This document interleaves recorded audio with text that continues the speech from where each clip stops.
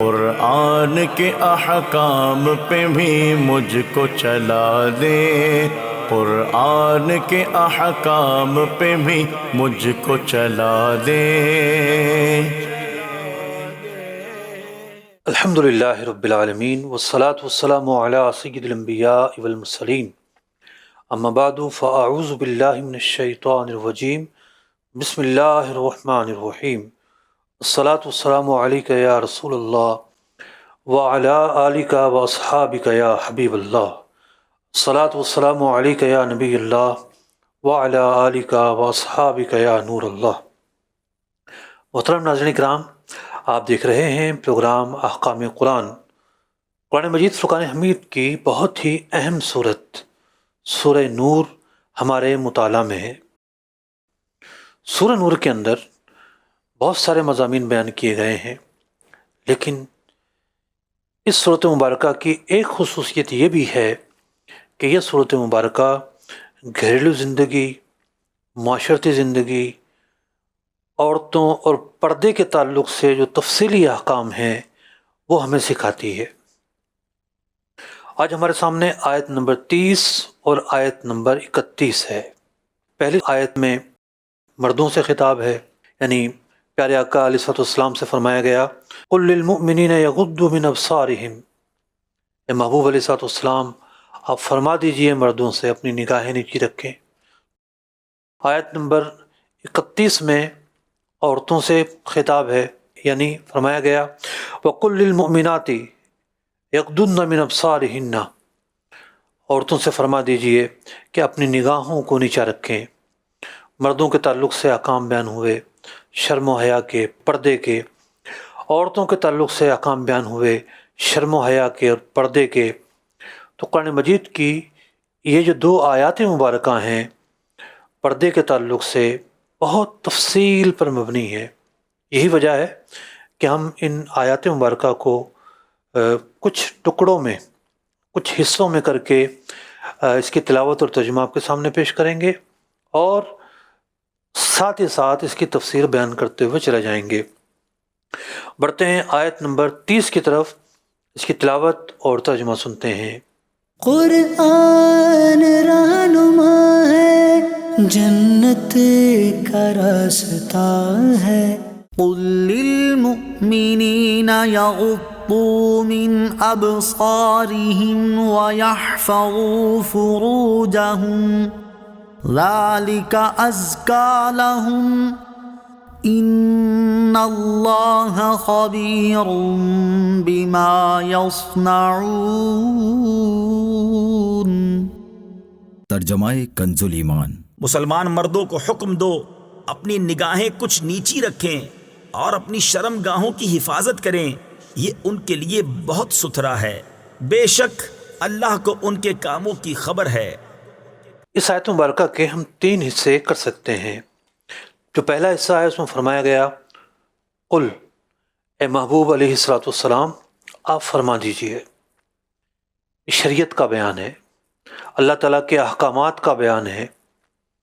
براہ راست حکم بھی ارشاد ہو سکتا ہے، لیکن مزید اہمیت پیدا کرنے کے لیے اے محبوب آپ فرما دیجئے، اب یہ قوانین ہوں گے، یہ تعلیمات ہوں گی، اس پر عمل کرنا ہے۔ قل للمؤمنین، اہل ایمان سے فرما دیجئے یغضوا من ابصارہم، اپنی نگاہیں نیچے رکھیں۔ لوگ کہتے ہیں جناب عورتوں کو بولتے رہتے ہیں پردہ کرو، مردوں کو بھی تو بولا کرو، بولتے ہیں بہت سارے لوگ۔ قرآن پاک تو پڑھیے، قرآن پاک نے پہلے مردوں کو حکم دیا ہے کہ نگاہوں کو نیچا کرو۔ پہلی آیت میں مردوں سے خطاب ہے، اور اس کے بعد جو آیت آ رہی ہے وہاں پر عورتوں کو حکم دیا گیا ہے۔ اب بات یہ ہے کہ مراد یہاں پر یہ ہے کہ جس چیز کا دیکھنا جائز نہیں ہے اس کی طرف نگاہ نہیں کر سکتے۔ اب یہ بات پیش نظر رہنی چاہیے کہ مرد کا یعنی مرد کہاں نگاہ نہیں کر سکتا؟ مرد کے سامنے دو کیٹیگری ہیں، ایک مرد ہے اور ایک عورت ہے۔ اگر ہم مرد کو لیں تو مرد کی ناف سے لے کر، ناف کے نیچے سے لے کر گھٹنے سمیت جو حصہ ہوتا ہے جسم کا، کوئی بھی مرد ہو، بھائی ہو، بیٹا ہو، اجنبی ہو، کوئی بھی ہو، جو مراہق یا بالغ مرد ہے، یہ اس کے احکام ہے۔ تو ناف کے نیچے سے لے کر گھٹنے سمیت اس حصے پر نگاہ نہیں کی جا سکتی۔ یہ ایک مرد کا دوسرے مرد سے پردہ ہے۔ اب اس سے اوپر کے جو لباس ہیں وہ پھر تہذیب میں آتے ہیں، اخلاقیات میں آتے ہیں، مینرز میں آتے ہیں۔ گھر کا لباس الگ انداز کا ہوتا ہے، آفس کا لباس الگ انداز کا ہوتا ہے، دوستوں میں بیٹھنے کا لباس الگ انداز کا ہوتا ہے۔ تو اگر کوئی آدمی صرف بنیان بھی پہن لے، ستر چھپا ہوا ہے، تو اس نے کوئی گناہ کا کام تو نہیں کیا، لیکن نماز کا لباس الگ انداز کا ہوگا۔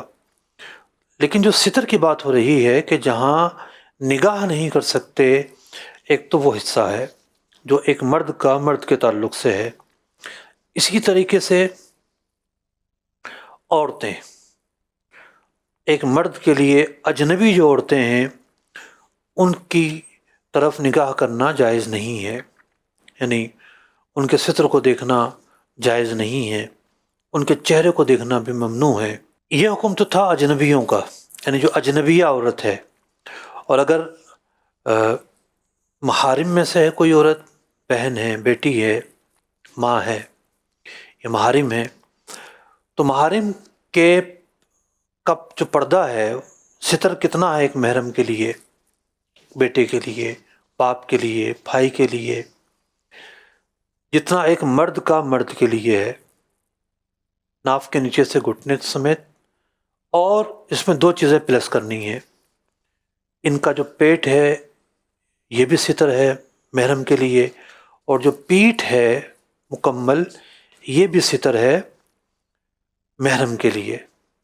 یعنی یاد دہانی کے لیے کہ جو مرد کا ستر مرد کے لیے بیان ہوا وہ تو ہے، لیکن جو محارم خواتین ہیں ان کا جو ستر ہے وہ اس میں مزید چیزیں جو پلس ہوں گی، ایک پیٹ پلس ہوگا، اور پیٹھ جو ہے یہ بھی ستر میں داخل ہے۔ اب اس سے زیادہ جتنا پردہ کیا جا سکتا اتنا کیا جائے گا، لیکن یہ بات بیان ہو رہی ہے ایک محرم کے ستر کے تعلق سے جو حدود و قیود ہیں وہ بیان ہو رہے ہیں۔ اب بات یہ ہو رہی تھی کہ جناب ایک مرد کو اپنی نگاہ کی حفاظت کرنی ہے، نگاہ کا وہاں ڈالنا کہ جہاں نگاہ ڈالنا جائز نہیں ہے، تو اس نگاہ کی خلاف ورزی میں شمار ہوگا۔ مثال کے طور پر مرد کے ایسے حصے کی طرف نگاہ ڈالتا ہے جو ستر میں داخل ہے، جیسا کہ بہت سارے لوگ فٹ بال کھیل رہے ہوتے ہیں، ان کے گھٹنے ظاہر ہوتے ہیں، یا بعض لوگ لنگی یا دھوتی یا پینٹ اس انداز پر پہنتے ہیں کہ بہت نیچے ہوتی ہے، اور ناف کے نیچے کا وہ حصہ جو ستر میں ہے وہ نظر آ رہا ہوتا ہے۔ تو یوں جو ممنوع مقامات ہیں وہاں نگاہ نہیں ڈالنی، نگاہ کی حفاظت کا ایک محل یہ ہے۔ اب اس کے علاوہ کچھ اور موضوعات بھی ہیں جو اس تعلق سے ڈسکس کرنے کی حاجت ہے۔ مثال کے طور پر ایک مرد جو ہے ایک مرد ہی کو دیکھتا ہے اور اس کا ستر بھی چھپا ہوا ہے، لیکن اس کے جسم کے کسی حصے کی طرف نگاہ کرنے کی وجہ سے برے خیالات آتے ہیں۔ تو اب چونکہ دیکھنا منع نہیں تھا، لیکن جس اینگل اور زاویے سے دیکھ رہا ہے یہ اینگل اور زاویہ منع ہے، لہٰذا ان بری نیت کی وجہ سے، برے خیالات کی وجہ سے یہ جو دیکھنا ہوگا یہ گناہ کا کام ہوگا۔ اسی طریقے سے جو جوان عورت ہے اس کا جو چہرہ ہے، نماز میں تو وہ چہرہ کھلا رکھے گی، نماز کا ستر تو یہ نہیں ہے کہ وہ چہرہ چھپائے، لیکن اجنبی مردوں کے لیے عورت کو، جوان عورت کو چہرہ چھپانے کا حکم ہے۔ علماء نے بیان کیا کہ اس کے لیے چہرہ چھپانا واجب ہے، یہی وجہ ہے کہ چہرہ چھپانے کا حکم ہے۔ تو نظر کی جو حفاظت ہے آج کے دور میں بہت زیادہ شدید اس کی حاجت ہے، کیونکہ آج ہے ڈیجیٹل دور، ڈیجیٹل دنیا، اور ایک کلک کے ذریعے بندہ کہاں سے کہاں پہنچ جاتا ہے۔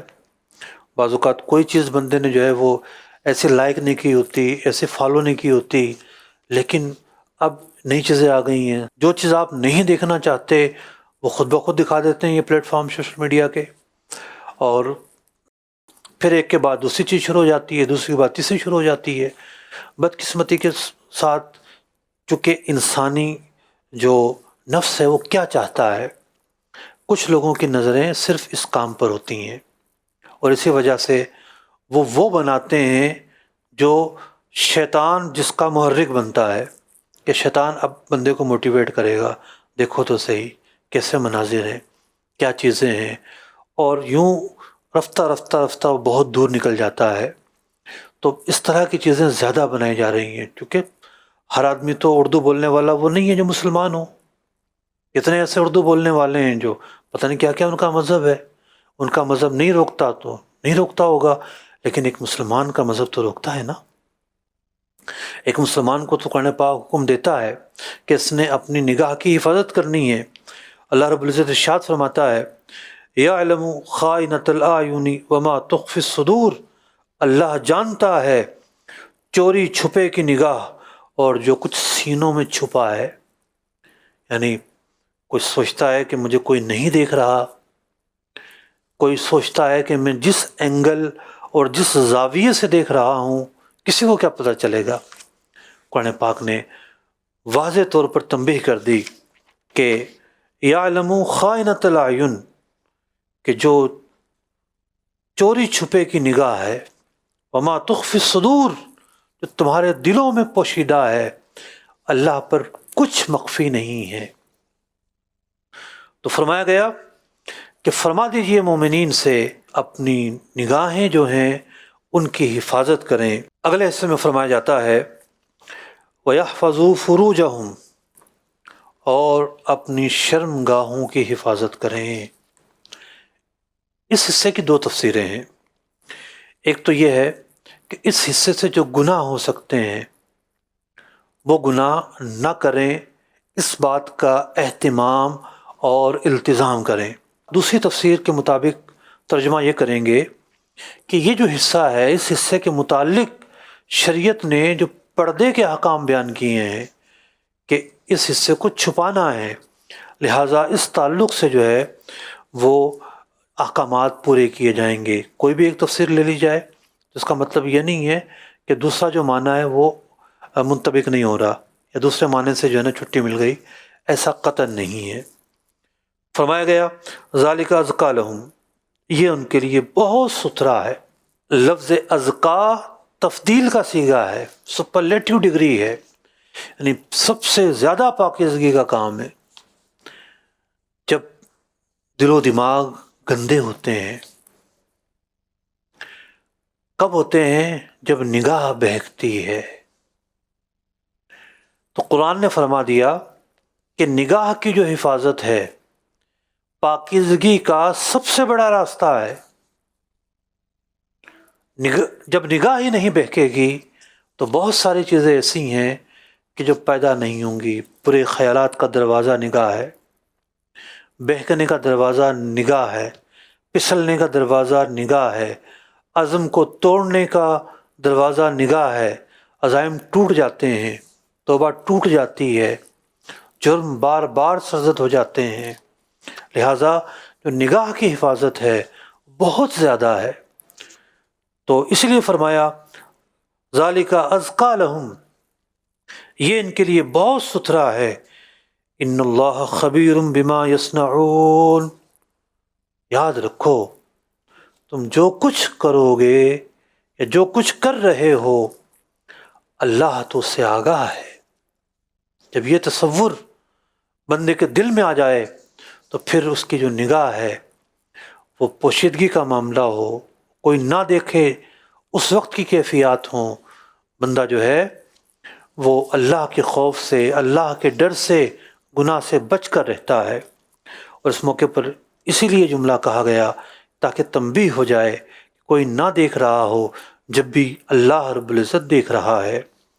تو یہ تو تھی آیت نمبر 30 جس میں اللہ رب العزت نے مردوں سے خطاب فرمایا اپنے نبی صلی اللہ علیہ وسلم کے واسطے سے کہ محبوب علیہ الصلوۃ والسلام آپ مردوں سے، مومنین سے، ایمان والوں سے یوں ارشاد فرما دیجئے۔ آئیے بڑھتے ہیں آیت نمبر 31 کی طرف۔ ناظرین کرام، سب سے پہلے ہم اس آیت مبارکہ کو 5 حصوں میں تقسیم کرتے ہوئے مرحلہ وار آپ کے سامنے پیش کریں گے اور پھر ہر حصے کی تفسیر بیان ہوتی رہے گی۔ پہلا حصہ، آئیے اس کی تلاوت اور ترجمہ سنتے ہیں۔ وَقُل لِّلْمُؤْمِنَاتِ يَغْضُضْنَ مِنْ أَبْصَارِهِنَّ۔ ترجمہ کنز ایمان۔ اور مسلمان عورتوں کو حکم دو اپنی نگاہیں کچھ نیچی رکھیں۔ اس حصے میں فرمایا گیا وَقُل لِّلْمُؤْمِنَاتِ يَغْضُضْنَ مِنْ أَبْصَارِهِنَّ، اے محبوب علیہ الصلوۃ والسلام آپ عورتوں سے فرما دیجئے کہ اپنی نگاہوں کی حفاظت کریں۔ ایسا نہیں ہے کہ ایک عورت کا دوسری عورت کے تعلق سے یا مردوں کے تعلق سے کوئی پردہ نہیں ہے۔ اگر مردوں کا معاملہ ہے تو جو مردوں کا ستر کا حصہ ہے، کوئی بھی ہو گھر میں، بھائی ہو، بیٹا ہو، ستر کا حصہ ماں بھی نہیں دیکھ سکتی۔ بعض اوقات جو ہے وہ بیٹے ہوتے ہیں، بالغ یا مراہق ہوتے ہیں، چڈے پہن کے گھوم رہے ہوتے ہیں، پورے گھٹنے ان کے ظاہر ہو رہے ہوتے ہیں، تو یہ بے لذت گناہ ہے کہ ایک خلاف ورزی ہو رہی ہے شریعت کی۔ تو عورت اگر مرد کو دیکھ رہی ہے اور اس کا جو ستر ہے وہ کھلا ہوا ہے تو اس کی طرف اپنی نگاہ نہیں کر سکتی۔ اگر کرے گی تو وہ جو حکم دیا گیا ہے کہ اپنی نگاہ کی حفاظت کرنی ہے، معنی اس کا یہ ہے کہ جہاں نگاہ کرنا حرام ہے وہاں نگاہ نہیں ڈالنی۔ تو یہ جو ایک کلچر ہے، برگر کلچر، کہ جناب گھروں میں آئیں گے اور یوں رانوں تک چڈے پہنیں گے اور چل جناب گھومیں گے پھریں گے، ایسی عجیب و غریب پینٹیں آتی ہیں، پھٹی ہوئی ہوتی ہیں، سنا ہے کہ وہ زیادہ مہنگی ہوتی ہیں، تو ستر نظر آ رہا ہوتا ہے۔ تو اگر بیٹا ہے، بھائی ہے، تب بھی جو ہے نا اس کا ایک ستر ہے، اس کی ایک حدود ہے کہ اس کی طرف نگاہ نہیں کی جا سکتی۔ اسی طریقے سے عورت کا معاملہ ہے۔ ایک عورت کا دوسری عورت کے لیے وہی ستر ہے جو ایک مرد کا دوسرے مرد کے لیے ہے۔ یہ دو پہلو ہو گئے۔ پھر جو غیر مسلمہ عورت ہے، ہم بات کر رہے ہیں مسلمان کی، کہ مسلمان عورت غیر مسلمہ کے سامنے ایسے ہی ہے جیسے کہ ایک مرد کے سامنے، اجنبی مرد کے سامنے۔ بڑی عجیب لگ رہی ہوگی آپ کو یہ بات کہ نئی بات سنائی ہے، تو یہاں تو ہم مطمئن ہو جاتے ہیں کہ ہاسپٹلس میں جو ہے وہ نرس لیڈی ہے، اندرونی چیک اپ بھی ہو گیا تو کوئی ایشو نہیں ہے، تو بہت ساری تو غیر مسلمہ ہوتی ہیں، اور بعض چیزیں ایسی ہوتی ہیں جو بلا ضرورت ہوتی ہیں، اویلیبل ہوتی ہے اگر کوئی مسلمان لیڈی اویلیبل ہے۔ اسی آیت، یہ جو آیت نمبر 31 ہے، اسی آیت کی صراحت کے ساتھ یہ بات ثابت ہے کہ جو غیر مسلم عورت ہے، مسلمان عورت کے تعلق سے ایک مرد کے حکم میں ہے۔ اس کی تفصیل ہم پوری بیان کرتے ہیں۔ تو 3 اصناف ہمارے سامنے آئیں، ایک عورت کو رکھتے ہوئے سامنے کہ ایک عورت مرد کو دیکھے، ایک عورت عورت کو دیکھے، اور ایک عورت اپنے آپ کو ظاہر کرے ایسی عورت کے سامنے کہ جو کہ غیر مسلمہ ہے۔ اب اگر عورت مرد کو دیکھے، ستر اس کا چھپا ہوا ہے، اس نے کپڑے پورے پہنے ہوئے ہیں، لیکن اس کے دیکھنے سے اگر ذہن میں اچھے خیالات نہیں آتے اور معاذ اللہ برے خیالات آتے ہیں، تو وہی مرد والا معاملہ ہو گیا کہ اب دیکھنا تو جائز تھا، لیکن وہ جو اینگل ہے کہ جس کی وجہ سے خرابی پیدا ہو چکی ہے، اس اینگل کی وجہ سے اب یہ جو فعل ہے یہ جائز نہیں ہوگا۔ بعض لوگوں کو غلط فہمی ہے، وہ سمجھتے ہیں کہ عورتیں جو ہے وہ مردوں کو دیکھ ہی نہیں سکتی۔ ایسا نہیں ہے، عورتیں مردوں کو دیکھ سکتی ہیں۔ ایسا نہیں کہ عورتیں جب چلیں گی، بس میں چڑھیں گی، سبزی خریدیں گی، کہیں روڈ پہ جا رہی ہوں گی تو وہ بالکل کالا چشمہ جس میں کچھ نظر ہی نہ آ رہا ہو، بالکل گرینڈ کیا ہوا ہو، وہ پہن کے چلیں گی اور کہ ان کو انگلی پکڑ کے چلائے گا۔ ایسا تھوڑی ہے۔ اور عورتیں مردوں کو اگر دیکھتی ہیں تو یہ گناہ نہیں ہے۔ ہاں ان کے ستر کی طرف نگاہ پڑے یا برے خیال سے دیکھیں تو اب وہ ایک گناہ کا کام ہوگا، لیکن عمومی حالات میں ایسا حکم نہیں ہے۔ بعض روایات میں ہے، جیسا کہ امہات المومنین نبی اکرم علیہ السلام کی خدمت میں تھی، اس وقت حضرت ام مکتوم رضی اللہ تعالیٰ عنہ آتے ہیں تو نبی اکرم علیہ السلام نے ازواج مطہرات کو پردے کا حکم ارشاد فرمایا۔ عرض کیا وہ تو نابینا ہیں، ارشاد فرمایا تم تو نابینا نہیں ہو۔ اس کے کئی معنی علماء نے بیان کیے ہیں۔ ایک تو یہ اعلیٰ درجے کی احتیاط کے پیش نظر تھا۔ فقہائے احناف نے اس حدیث سے کہیں بھی اس بات کی حرمت کا حکم اخذ نہیں کیا کہ عورتیں مردوں کو نہیں دیکھ سکتی، کیونکہ نابینا جب آئے گا تو ایک احتمال یہ بھی ہوتا ہے کہ عورتیں، ظاہر بات اگر وہ بیٹھتا ہے تو بات چیت بھی ہوگی، تو یہ سد ذرائع، یعنی گھر میں کوئی آئے ہی کیوں، عورتیں مردوں سے الگ ہو کر رہیں، ان سے اگرچہ وہ نابینا ہیں جب بھی میل ملاپ نہ ہو، کیونکہ ایک ہوتا ہے دیکھنا اور اگلا مرحلہ جو ہوتا ہے، میں اس حدیث سے قطع نظر ایک جنرل مفہوم میں بات عرض کر رہا ہوں، اگلا مرحلہ ہوتا ہے بے تکلفی۔ بے تکلفی کے لیے تو بینا یا نابینا ہونے کا معاملہ نہیں ہے۔ جہاں بے تکلفی آتی ہے وہاں پھر جو حدود ہیں وہ کراس ہونا شروع ہو جاتی ہیں۔ تو اگر کوئی نابینا بھی ہو تو یہ احتمال تو وہاں موجود ہے کہ اختلاط ہوگا، بے تکلفی ہوگی تو بہت ساری چیزیں ایسی ہیں کہ بندہ جہاں رفتہ رفتہ ایک دم کوئی بھی نہیں آگے نہیں بڑھتا، رفتہ رفتہ وہاں پہنچے گا جہاں اسے نہیں پہنچنا چاہیے۔ آیت مبارکہ کے دوسرے حصے کی طرف بڑھتے ہیں۔ جی، وَيَحْفَظْنَ فُرُوجَهُنَّ، ترجمہ کنز ایمان۔ اور اپنی پارسائی کی حفاظت کریں۔ اس دوسرے حصے میں فرمایا گیا وَيَحْفَظْنَ فُرُوجَهُنَّ، اپنی شرم گاہوں کی حفاظت کریں گی۔ ایک معنی تو یہ کہ اس جگہ کی حفاظت کرنی ہے، اور دوسرا معنی یہ کہ پردے کے تعلق سے جو ستر کے احکام ہیں ان احکام کو بجا لانا ہے۔ پڑھتے ہیں آیت مبارکہ کے تیسرے حصے کی طرف۔ وَلَا يُبْدِينَ زِينَتَهُنَّ إِلَّا مَا ظَهَرَ مِنْهَا وَلْيَضْرِبْنَ بِخُمُرِهِنَّ عَلَى جُيُوبِهِنَّ، ترجمہ کنز ایمان۔ اور اپنا بناؤ نہ دکھائیں مگر جتنا خود ہی ظاہر ہے، اور دوپٹے اپنے گریبانوں پر ڈالے رہیں۔ آیت مبارکہ کے اس حصے میں فرمایا گیا کہ عورتیں اپنی زینت ظاہر نہیں کریں گی سوائے اس حصے کے کہ جو ظاہر ہے۔ یہاں بات ہو رہی ہے نماز کے پردے کی، کہ نماز کی حالت میں عورت مکمل جسم چھپائے گی۔ اب ظاہر کیا حصہ ہے؟ یہ چہرہ، یہ ظاہر ہے، ٹھیک ہے۔ یہ جو ہاتھ ہیں، کلائیاں، بعض علماء تو کہتے ہیں کہ یہ جو پشت ہے یہ بھی ستر میں داخل ہے، مطلب کہ ہتھیلیوں کی پشت، لیکن فتویٰ اسی پر ہے کہ یہ داخل نہیں ہے نماز میں۔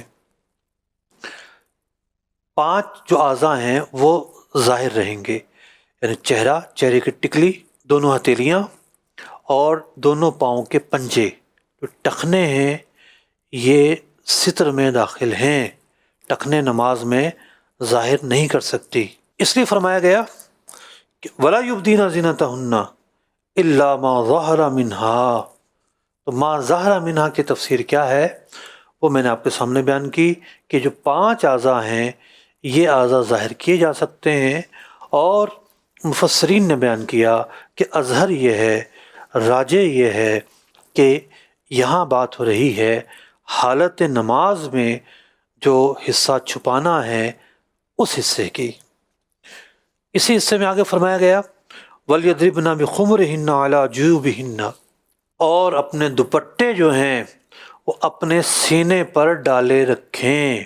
بہت ساری عورتوں کی عادت تھی کہ وہ اپنے دوپٹے پیچھے کی طرف ڈال لیا کرتی تھیں، جس کی وجہ سے سر جو ہے اس کے بال نظر آ رہے ہوتے تھے، گردن نظر آ رہی ہوتی تھی، پیچھے سے گدی نظر آ رہی ہوتی تھی۔ تو یہ طریقہ بتایا گیا جو کہ ایک حجاب کا طریقہ ہے۔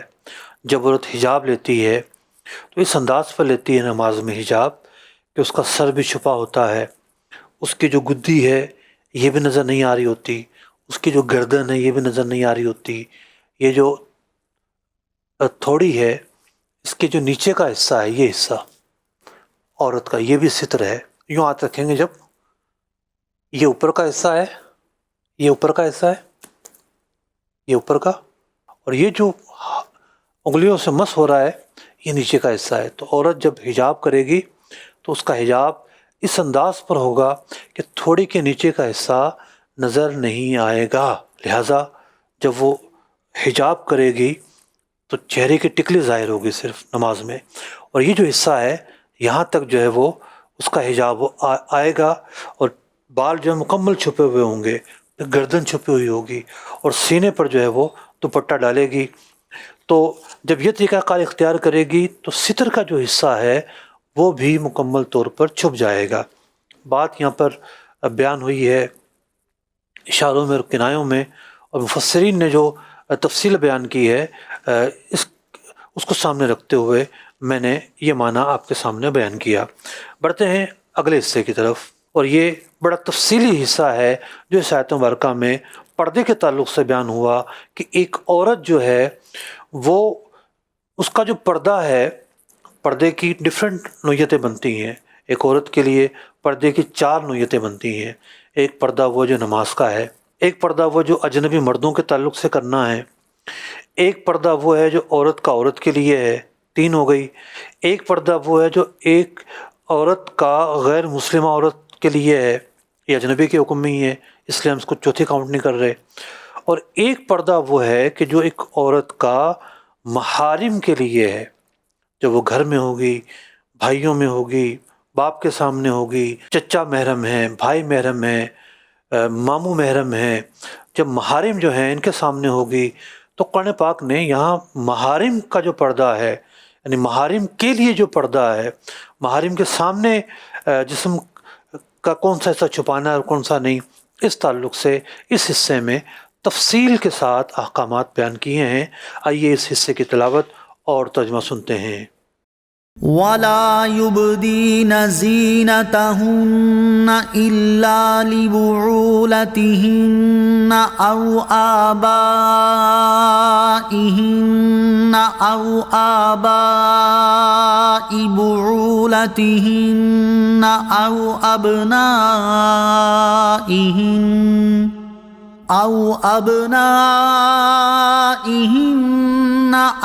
أبناء بعولتهن أو إخوانهن أو بني إخوانهن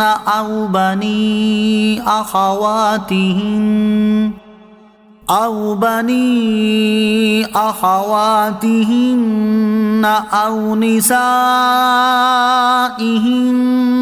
أو ما ملكت أيمانهن أو التابعين غير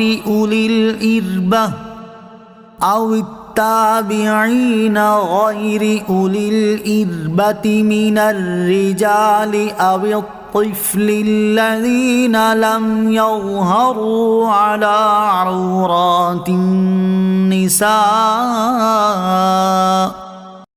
ترجمہ کنز الایمان۔ اور اپنا سنگار ظاہر نہ کریں مگر اپنے شوہروں پر یا اپنے باپ یا شوہروں کے باپ یا اپنے بیٹے یا شوہروں کے بیٹے یا اپنے بھائی یا اپنے بھتیجے یا اپنے بھانجے یا اپنے دین کی عورتیں یا اپنی کنیزیں جو اپنے ہاتھ کی ملک ہوں، یا نوکر بشرطے کہ شہوت والے مرد نہ ہوں، یا وہ بچے جنہیں عورتوں کی شرم کی چیزوں کی خبر نہیں۔ ناظرین کرام، ایک عورت گھر میں کس طرح رہے گی، گھر میں جو ہے اس کا جو انداز ہے وہ کیسے رہے گا، قرآن پاک کی آیت مبارکہ کے اس حصے نے تفصیل کے ساتھ بیان کیا کہ وَلَا يُبْدِينَ زِينَتَهُنَّ إِلَّا لِبُعُولَتِهِنَّ، کہ جو زینت ہے وہ ظاہر نہیں کریں گی۔ اب زینت سے کیا مراد ہے؟ زینت سے جو مراد ہے وہ دو تین چیزیں ہیں۔ ایک تو زیورات ہیں، بھئی زیورات جو ہیں وہ پہنے جاتے ہیں زینت کے لیے، یعنی ایک اضافی چیز ہے۔ جس طرح لباس کے اندر ہم یہ دیکھتے ہیں کہ کون سا لباس اچھا لگے گا، تو جو اچھا لگے وہ زینت میں شمار ہوتا ہے۔ جیسا کہ اگر کوئی عورت عدت کے اندر ہے تو سادہ لباس پہنتی ہے، اس کے لیے ایسا لباس پہننا جائز نہیں ہے کہ جو زینت کے اندر آتا ہو۔ تو زیورات جو ہیں وہ زینت کے اندر آتے ہیں۔ اسی طریقے سے سرما ہے، زینت میں آتا ہے۔ اسی طریقے سے عورت اگر بالوں پر کوئی کلر لگاتی ہے، یہ بھی زینت میں آتا ہے۔ کالا کلر تو خیر عورت کو بھی منع ہے۔ تو اب یہ جو زینت کی چیزیں ہیں، ان کا جو محل ہے یا مہندی ہے، یہ زینت میں آتی ہے۔ اب مہندی کہاں لگائی جاتی ہے؟ مہندی جس حصے پہ بھی لگائی جائے گی، اگر کوئی پنڈلی پہ لگائی جاتی ہے یا بازو پہ لگائی جاتی ہے، تو صرف ہتھیلیوں پہ تو عورتیں نہیں لگاتی، اس سے اوپر بھی لگاتی ہیں۔ تو یہ جو سارے مقامات ہیں یہ مقامات زینت ہیں۔ تو زینت جو ہے وہ عورت اجنبی کے سامنے ظاہر نہیں کرے گی۔ یہ آیت مبارکہ بڑے واضح انداز میں محرم غیر محرم کہاں بناؤ سنگار ظاہر کرنا ہے، کہاں بناؤ سنگار ظاہر نہیں کرنا، اس کو تفصیل کے ساتھ بیان کر رہی ہے۔ بدقسمتی کے ساتھ یہ پتہ ہوتے ہوئے کہ شادیوں میں جائیں گی تو مخلوط گیدرنگ ہوگی، جو مرضی مرد ہے وہ آ رہا ہوگا، اور پھر وہ زینت کا انداز اپنایا جاتا ہے کہ جیسا کہ بس اس کے بعد تو کوئی شادی آنی ہی نہیں ہے۔ خیر کوئی ایک بھی ہو تب بھی تو حدود ہے نا۔ اسلام کی تعلیمات کا مطلب ہے حدود میں رہنا۔ تو قرآن کیا کہہ رہا ہے کہ زینت عورت کو جو ظاہر کرنی ہے کہاں کر سکتی ہے اور کہاں نہیں کر سکتی۔ تو جو کہاں نہیں کر سکتی اس کی خلاف ورزی بہت زیادہ ہے۔ شادی بیاہ میں تو بہت زیادہ ہے، جو مرضی گھر میں گھسا ہوتا ہے، یہ دیور ہے جناب، یہ پھپھو کا بیٹا ہے، تو یہ ماموں کا بیٹا ہے، تو یہ فرسٹ کزن ہے، تو یہ سیکنڈ کزن ہے۔ اب تو معاذ اللہ ثم معاذ اللہ نئے نئے طریقے آ گئے ہیں کہ عورت جو ہے وہ اسٹیج پہ دلہن آتی ہے اور جو مووی میکر ہے وہ پوز بنا بنا کے دکھاتا ہے، جو لوگ بتاتے ہیں ہمیں، اور وہاں مرد بھی بیٹھے ہوئے ہیں، باراتی آئے ہوئے ہیں، وہاں محلے دار آئے ہوئے ہیں، وہاں رشتہ دار آئے ہوئے ہیں، اور وہ عورتیں بھی کہ جو ساری عمر جو ہے وہ برقعے میں رہیں، حجاب میں رہیں، عبائے میں رہیں، ان کو بھی یہ کام کرنے پہ مجبور کروایا جاتا ہے کہ اب تم نے ایک جو ہے نا وہ ماڈل گرل کے طور پر اسٹیج پر خود کو پیش کرنا ہے، پوز بنانے ہیں، یوں اینگل لینے ہیں، اور پورا کا پورا مجمع جو ہے وہ دیکھ رہا ہوتا ہے۔ دلہن سے زیادہ کون میک اپ کرے گا؟ دلہن سے زیادہ کون زینت اختیار کرے گا؟ دلہن تو عین زینت کی حالت میں آتی ہے۔ تو یہ تو ایسی کیفیت نہیں ہے کہ اجنبی جو لوگ ہیں ان کے سامنے یہ کیفیت ظاہر کی جائے۔ اسی طریقے سے آفس کلچر ہے، آفس کلچر کے باقاعدہ مینرز بیان کیے جاتے ہیں۔ کوئی خوف خدا رکھنے والا موٹیویشنل اسپیکر کیوں قرآن کی آیتیں بیان نہیں کرتا کہ عورتوں کو آفیسز میں کیسا ہونا چاہیے، کیسا ان کا رویہ ہونا چاہیے، کیسا ان کا لباس ہونا چاہیے، کیسا ان کا انداز تکلم ہونا چاہیے، کیسا ان کا لب و لہجہ ہونا چاہیے۔ تو یہاں تو اس کا الٹ سکھایا جاتا ہے کہ آپ کو تو اس انداز سے مطلب کہ خود کو پیش کرنا ہے۔ معاذ اللہ ثم معاذ اللہ قرآن پاک کی آیت بتا رہی ہے کہ کہاں عورت کو زینت ظاہر کرنی ہے، کہاں ظاہر نہیں کرنی۔ تو فرمایا گیا وَلَا يُبْدِينَ زِينَتَهُنَّ، اپنی زینت ظاہر نہیں کرنی، إِلَّا لِبُعُولَتِهِنَّ، مگر شوہر کے سامنے۔ او آبائہن، یا جو باپ ہیں، باپ میں نانا آ گیا، دادا آ گیا، ان کے سامنے، او آبائی بعولتہن، یا جو شوہروں کے باپ ہیں، یعنی سسر بھی محرم ہے، او ابنائی بعولتہن، یا جو شوہر کے بیٹے ہیں، عورت آئی ہے گھر میں، رخصتی ہو گئی ہے، اس کا بیٹا بھی ہے، یہ بھی محرم ہوگا، او اخوانہن، او بنی اخوانہن، او بنی اخواتہن، یا اپنے بھائی، بھتیجے، بھانجے، یہ چونکہ محرم ہے، ان کے سامنے زینت ظاہر کی جا سکتی ہے، او نسائہن، یا جو تمہاری ملت کی عورتیں ہیں، ان کے سامنے عورت اپنی زینت ظاہر کر سکتی ہے۔ غیر مسلم اگر عورت ہے، اس سے ایسا ہی پردہ ہے جیسا ایک مرد سے پردہ ہے۔ حضرت سیدنا عمر فاروق رضی اللہ تعالیٰ عنہ، آپ نے حضرت ابو عبیدہ بن جراح کو خط لکھا کہ کفار اہل کتاب کی جو عورتیں ہیں ان کو حکم دیں کہ وہ مسلمان عورتوں کے ساتھ حمام میں داخل نہ ہوں، کیونکہ ان سے مسلمان عورتوں کا پردہ ہے۔ اسی طریقے سے حضرت ابن عباس رضی اللہ تعالیٰ عنہ جو اس حصے کی تفسیر بیان کرتے ہیں، او نسائہن، فرماتے ہیں مطلب یہ ہے کہ من المسلماتی، کہ جس کے سامنے زینت ظاہر کر سکتی ہے وہ مسلمان ہوں، لا تبدیہ لیہودیہ ولا لنصرانیہ، مسلمان عورت اپنی زینت نہ کسی یہودیہ کے سامنے ظاہر کر سکتی ہے، نہ کسی نصرانیہ کے سامنے ظاہر کر سکتی ہے۔ اس روایت کو امام سیوطی نے در منصور میں بیان کیا۔ اسی طریقے سے ایک اور روایت جو حضرت سیدنا عمر فاروق رضی اللہ تعالیٰ عنہ سے مروی ہے، فرماتے ہیں لا یحل لامرأۃ، کسی عورت کے لیے حلال نہیں ہے، تؤمن باللہ والیوم الآخر، جو اللہ اور آخرت کے دن پر ایمان رکھتی ہے، ان ینظر الی عورتها، کہ اس کی زینت کی طرف مسلمان عورت کے علاوہ کوئی اور نگاہ کرے۔ اور بھی بہت سارے شواہدات اور ایسی باتیں ہیں جس سے یہ بات جو ہے وہ مؤید ہوتی ہے، اور اس بات میں کوئی شک نہیں رہتا کہ ایک عورت کا ایک غیر مسلمہ سے بھی پردہ ہے۔ قرآن پاک کی اس آیت کا ورنہ مطلب کیا ہوگا؟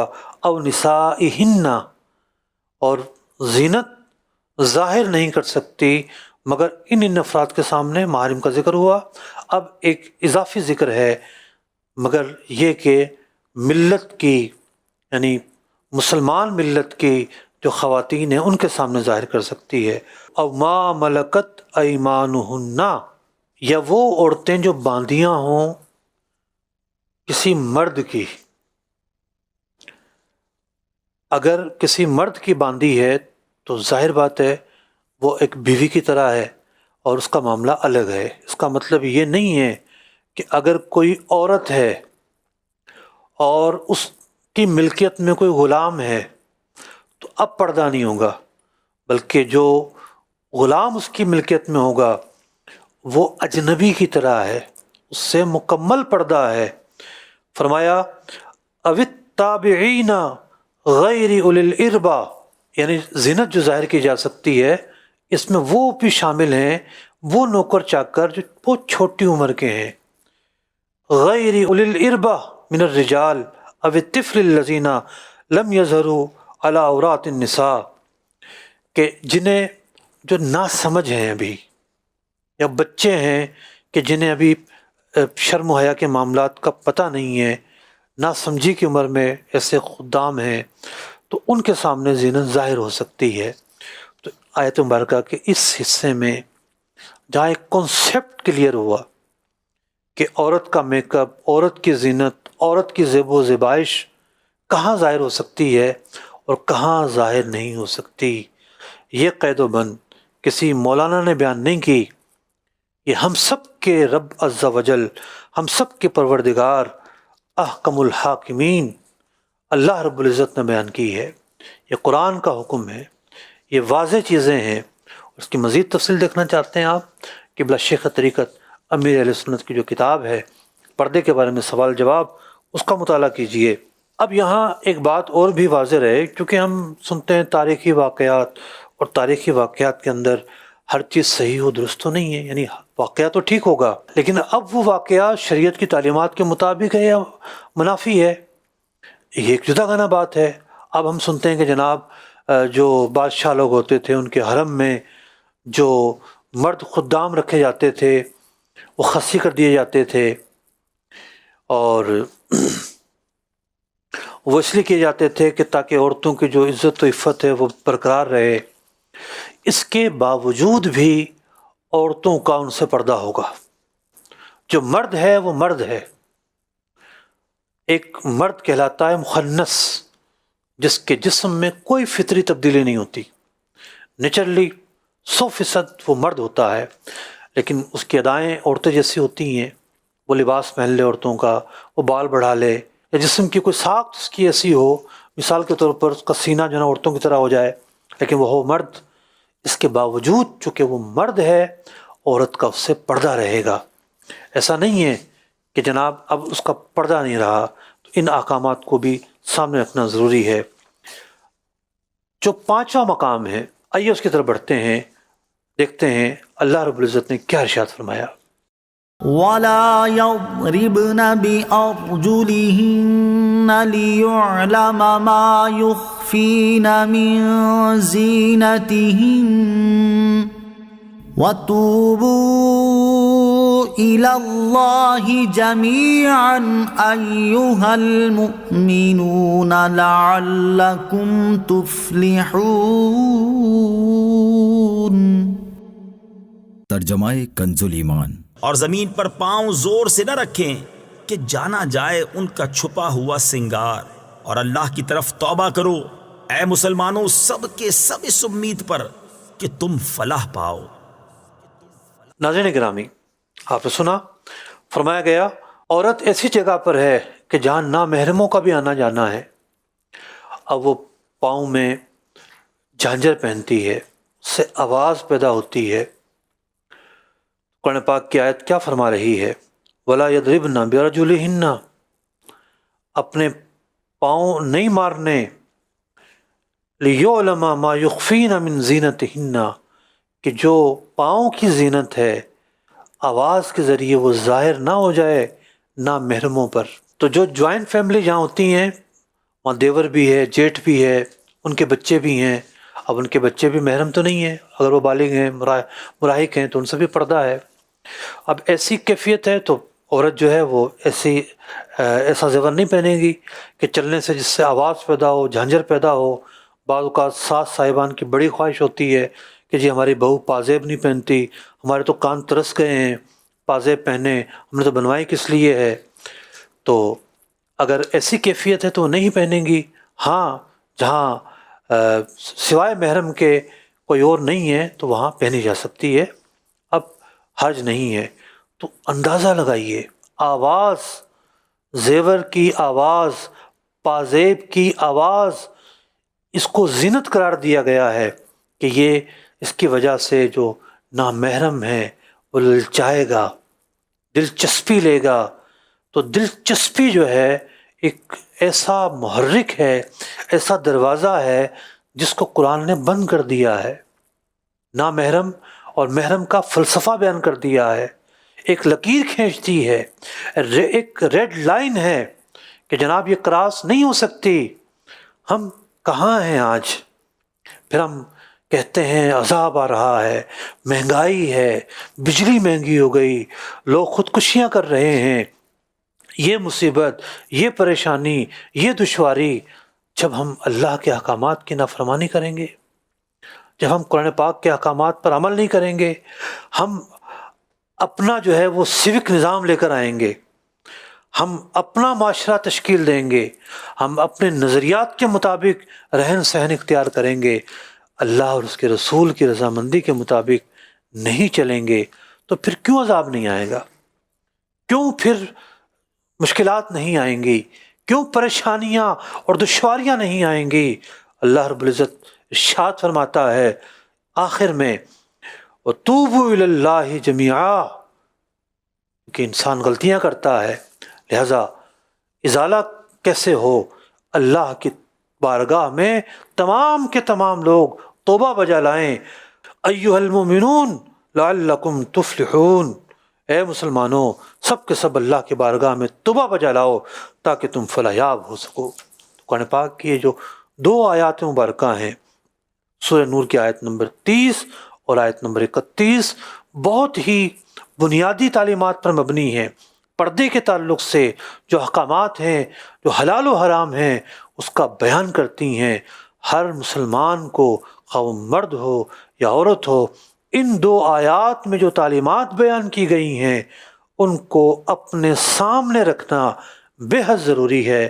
اللہ رب العزت ہمیں قرآن پاک کو سیکھنے، سمجھنے، اس پر عمل کرنے کی توفیق عطا فرمائے، اور جو ہماری لائف اسٹائل جس انداز کا ہو چکا ہے اور جو ہم نے اپنے ہاتھوں سے خود مشکلات کھڑی کی ہوئی ہیں اور قرآنی احکام کی ہم خلاف ورزیاں کیے چلے جا رہے ہیں، اللہ کرے ہماری زندگی میں تبدیلی واقع ہو، ہم مطیع بنیں، فرما بردار بنیں، اطاعت گزار بنیں اور قرآن و حدیث کے مطابق اپنی زندگی بسر کریں۔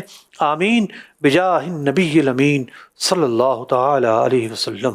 قرآن کے احکام پہ بھی مجھ کو چلا دے، قرآن کے احکام پہ بھی مجھ کو چلا دے۔